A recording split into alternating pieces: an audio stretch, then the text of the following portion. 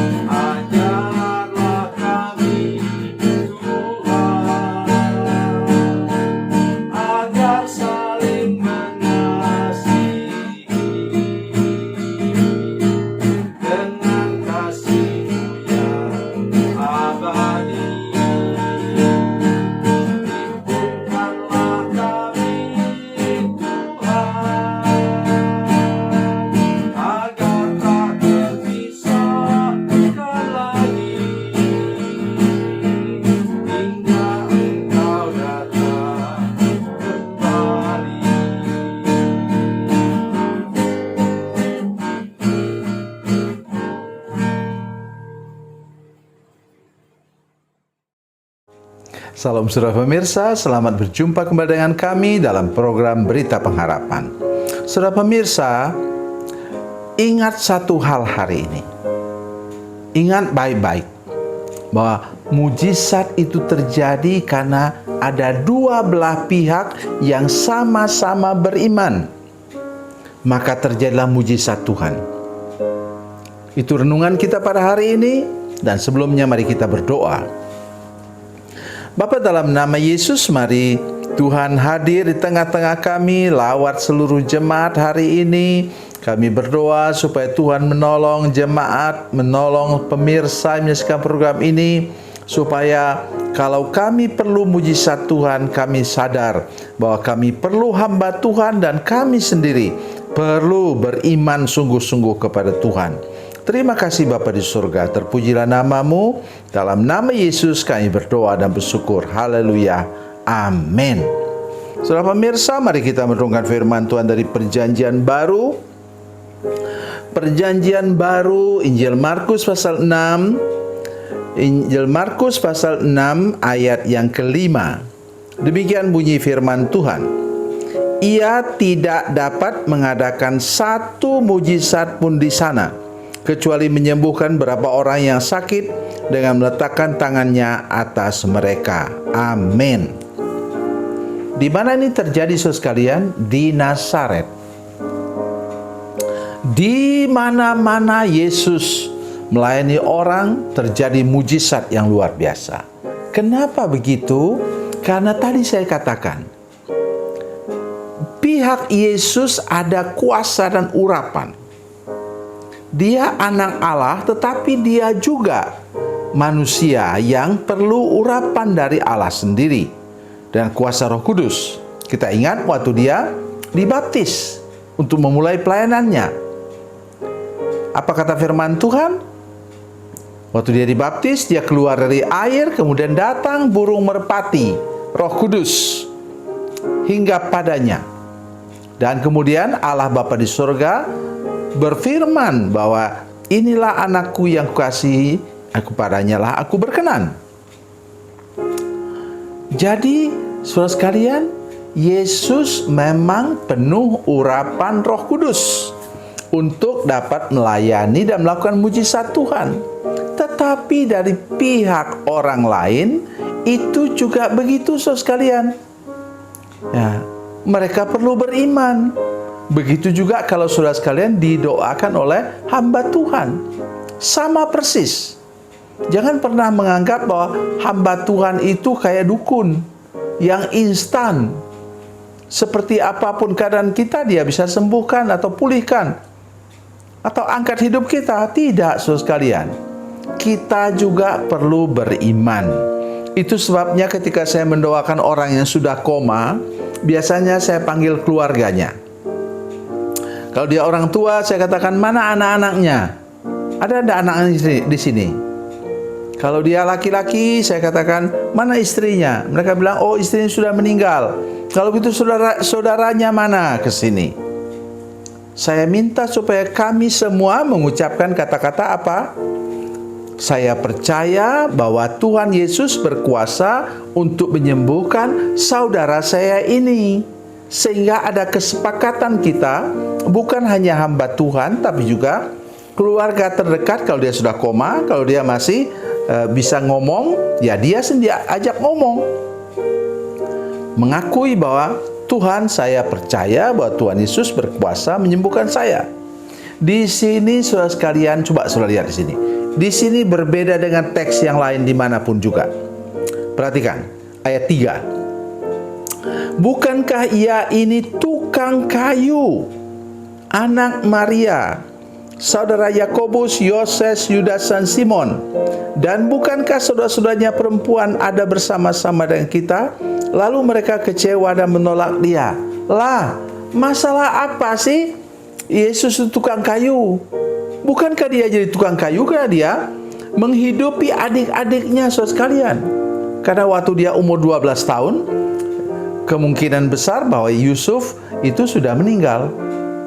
Ya, dia menghidupi adik-adiknya. 18 tahun kita tidak mendengar cerita tentang Yesus. Sampai umur 30 tahun dia mulai melayani. Jadi apa salahnya? Mereka persoalkan, oh, tukang kayu ini kok tiba-tiba jadi hebat, orang hebat. Lah, harusnya bersyukur dong orang kampung. Seperti orang di kampung saya. Oh, kalau saya pulang ke sana, saudara sekalian, saya sampai dinyanyikan oleh tante-tante saya dulu waktu saya masih lebih muda. Nah, tante saya masih hidup. Mereka bilang, selamat datang Raja Orang Dayak. Ada nyanyiannya itu sambil mereka menari. Ya, saya senang juga. Dan saya berharap sebenarnya saya jadi Raja Orang Dayak. Tapi sampai sekarang belum. Sudah umur 70 tahun. Itulah yang sikap yang benar sebenarnya. Di sini gara-gara mereka, itu tadi ayat yang kita baca, gara-gara mereka tidak beriman, apa katanya? Yesus tidak dapat mengadakan satu mujizat pun di sana, kecuali menyembuhkan berapa orang sakit dengan meletakkan tangannya atas mereka. Saudara sekalian, ini harus kita praktekkan di gereja kita masing-masing. Mari mendukung hamba Tuhan. Mari ketika hamba Tuhan mendoakan orang sakit, nah, kita jangan seperti melihat dukun. Ya, kita bilang, aduh, jangan-jangan nanti kemudian dia amin, orang itu mati dalam nama Yesus. Jangan ucapkan kata-kata seperti itu. Jadi kita mendukung dia. Saya percaya bahwa Tuhan bahkan sembuhkan orang ini. Oh, kalau ada tim begitu sudah berdoa, sudah lihat orang sakit disembuhkan. Ya, mujizat Tuhan terjadi dalam gereja saudara sekalian. Gereja sudah bertumbuh luar biasa. Karena sudah tidak mempersoalkan lagi hamba Tuhan itu. Oh, hamba Tuhan ini sambil bisnis dia. Ya, bagaimana dia tidak bisnis? Karena dia perlu hidup. dan karena gereja sudah masih kecil dan belum bisa memenuhi seluruh kebutuhan pelayanan hamba Tuhan itu. Jadi sekarang saudara sekalian, lepaskanlah kutuk orang Nazaret itu dari hidup saudara-saudara sekalian, dan saudara akan mengalami mujizat demi mujizat yang luar biasa daripada Tuhan. Dan saya percaya bahwa kalau saudara sungguh-sungguh punya iman yang sama seperti itu, dan saudara akan melihat segala macam hal yang tidak mungkin menjadi mungkin dalam gereja saudara, karena saudara menjadi pendukung utama bagi pendeta saudara sekalian, bagi gembala di mana saudara berada. Tuhan Yesus memberkati, Tuhan Yesus baik. Mari kita berdoa. Bapa, dalam nama Yesus, terima kasih banyak. Tuhan mengasihi kami semua, Tuhan berkati kami semua. Tolong seluruh jemaat untuk mendukung hamba Tuhan, saudara pemirsa, mendukung hamba Tuhan di gereja masing-masing, supaya terjadi banyak mujizat dan Tuhan dapat melakukan segala sesuatu yang ajaib dalam gereja kami masing-masing. Terima kasih Tuhan, dalam nama Yesus, haleluya, amin.